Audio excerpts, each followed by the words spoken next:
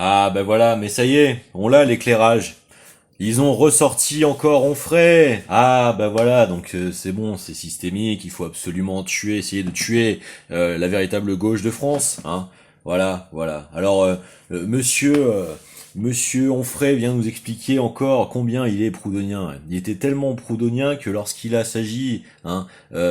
d'essayer de défendre la condition humaine, de façon décisive face, au visage final de l'ignominie suprémaciste déprédative,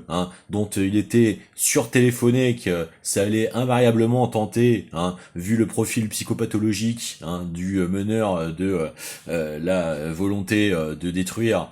que ça allait essayer d'y aller. C'est le moment où monsieur se précipitait nous expliquer que lui il était allé en Palestine et que il se permettait des horreurs anti-palestiniennes, où je cite texto son verbatim à l'époque, et moi je suis allé en Palestine et c'est une pleurnicherie insupportable, et ma fille n'a pas d'argent pour faire du violon, alors il faut donner pour faire du violon, etc., etc. C'est les seuls mots que ce sinistre personnage, avait à essayer de dire, à propos de la condition humaine, qui se manger un embargo illégal, s'est vu déprédater son pays dans un rapport de force ignoble, qu'absolument rien dans l'histoire ne permet de justifier,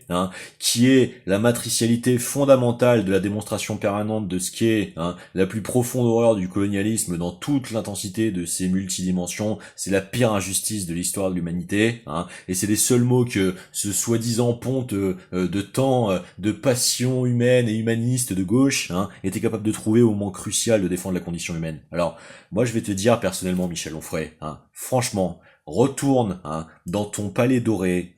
de tes 40 ans de succès commercial, usurier, de pseudo-penseur de mes deux, va profiter de ta rente privilégié, de te croire si important que dès que tu ne serais pas invité dans un débat, alors le débat n'aurait pas lieu, comme tu viens encore de le confesser de toi-même,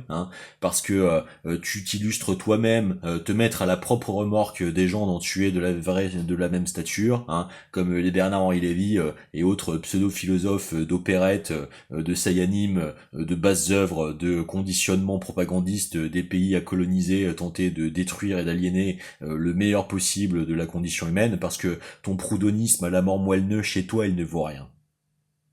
Tu es un vaurien. D'accord? Tu essayes de détruire la seule formation politique de France qui a la décence de regarder droit dans l'histoire, l'affligeante tentative de chipolata coloniale réduite tentée d'avoir été fait à ce pays dans les 20 dernières années, et toi tu accompagnais le bal du suicide.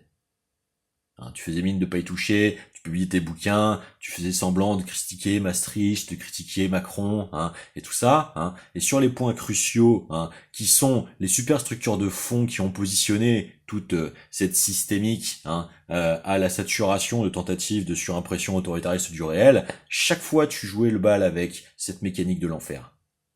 Alors, des résistants comme toi, on n'en veut pas, parce que c'est ceux que dans l'histoire, à mon avis, les véritables résistants fusillés pour éviter d'être trahis.